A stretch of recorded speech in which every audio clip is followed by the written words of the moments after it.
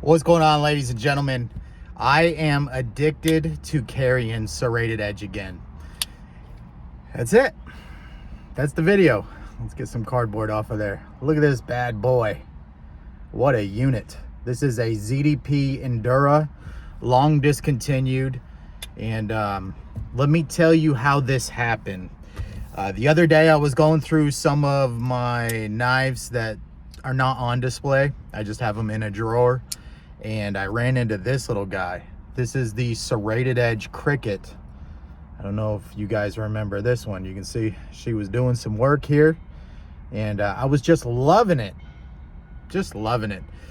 For any of you guys who have followed the channel for a long time know that I used to be a really hardcore full serrated edge believer, and I still am. The problem is I only really like Spyderco's full serrated edges, and then they only come in certain models. So just eventually you want to carry, or I wanted to carry something different, and a plain edge makes its way back in the pocket, and then eventually these get put into a drawer somewhere, and I just kind of forgot about them. So when I seen this one, threw it in my pocket, and I was like, man, this thing is doing everything I need it to do better than a plain edge.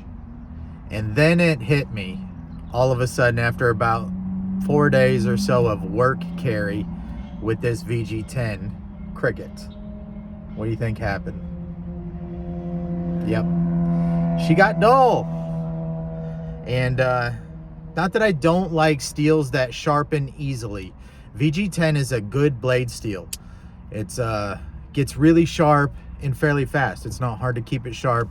But when you're talking a full serrated edge, well, now that's a little bit of a different story. Although they're not as hard to sharpen as you think they might be, there's still more time than just a plain edge to just run it through a stone, right? You got to do, I have Spyderco rods that are rounded on one edge. I'll have to do a video at some point just showing you how I touch these things up. And it's not that hard, but also it's not as easy as a flat plain edge. So that's what I've got in my pocket, in the little bit of story on how this happened again. And once you get used to cutting with a full serrated edge, if let me make some caveats first.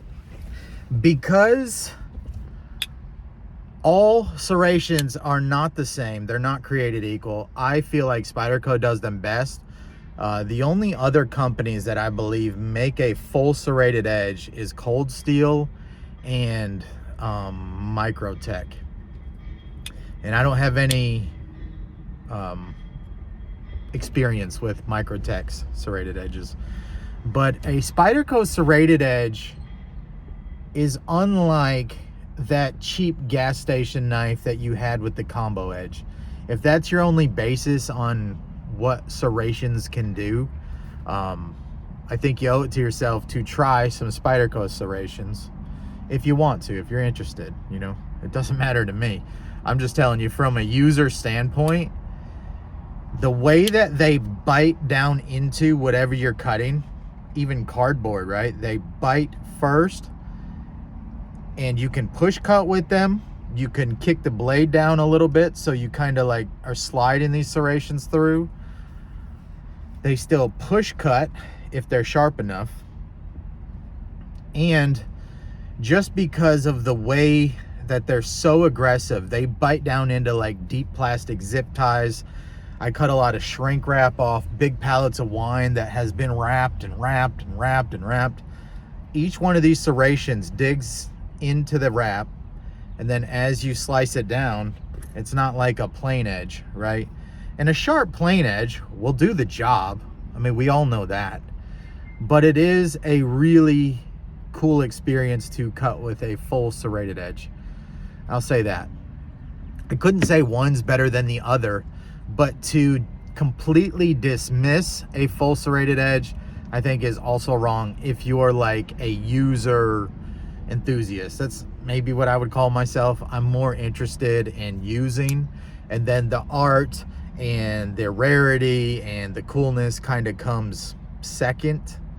if that makes sense. I would rather have something like this, like done up with some RC Blade Works scales, an MXG gear clip, and then a full serrated edge, than a $600 knife that I don't love, if that makes sense. You know, just because it was like a one-off custom and I don't love it, doesn't mean that, you know, just I would like that one more than the actual user that would go in my pocket and be useful. So that's kind of where, that's no surprise. I mean, that's just where I am in my knife hobby.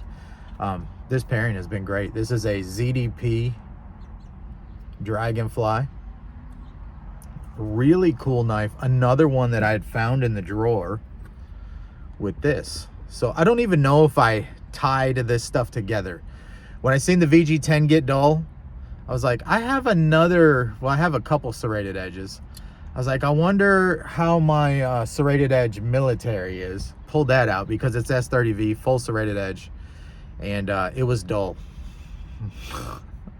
It was like I loved it, used it, and serrations are awesome until they're dull. And then they're just ripping and doing how you kind of think that they do if you're not experienced cutting with them. Does that make sense? So I have to sharpen that. Maybe we'll do a video on that. Or maybe I'll just send it back to Spyderco, because they're not fun if you really have to sharpen them. Luckily, my ZDP Endura here, and I also have a ZDP full serrated edge Delica, they only needed the slightest little touch up. And if you only need the slightest little touch up, it's easy to round the side of your stone. I rounded my ultra fine stone just a little bit, and then you can hold the stone up like a sharp maker, or you could use a sharp maker, or you could use any stone. I like ceramic, of course, with ZDP, and you can slide it down the rod and it'll come in and out of each serration. And then you can just strop the back, because the way that they're chisel ground, you can almost see how it's shiny on the edges where I've stropped it over the years. But man, it's been really fun. Like, I am addicted. I'm so addicted that I actually have another serrated edge on the way.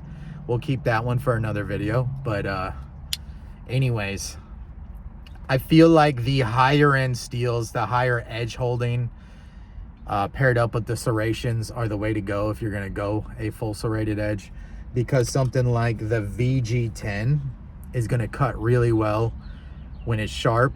And then because VG10 goes dull faster, you're going to be in the situation where you're going to have to resharpen. So Spyderco, if I'm not mistaken, at least they used to sharpen up serrated edges for a small fee. I don't even know if it was more than 10 bucks a knife, or maybe it was just cover return shipping or something. I can't remember. But I might send them a box of my serrated edges. I've got like 5 of them that could really get done, you know, to like new condition. But other than that, man, it's fun going back and revisiting certain knives. And just, I feel like, at least me personally, sometimes I get caught up in having so many knives to choose from and so many new things coming out that you kind of forget about some of the oldies that used to be your favorites. And it's easy to just still love the knife, but you want to change, so you put it in a, you know, you put it away, and then you just start carrying the newest thing, and then maybe you made a trade or something else happened, and then you just forget about it for a couple of years. So it's just been a pleasure to have this thing back. And what a combo. ZDP, man. This is for another video, but it does seem like the farther I get into my knife hobby and experience, the more I appreciate just my standard Spydercos. And then if you can make them yours with a scale set, a clip, or anything else, you know, is really kind of where it's at for me. But anyways, that's it. Tons of more videos on the way. We'll have to sharpen up my military at some point and just show you how I do it. I'm sure there's a million ways to do it. Somebody's gonna watch that video and say you're wrong, and maybe I am, but it does work for me. I'm talking the sharpening on the blade. So at this point, I'm just rambling, guys. It's hot out here. I appreciate you hanging out. See ya. Oh, the button's over here. See ya.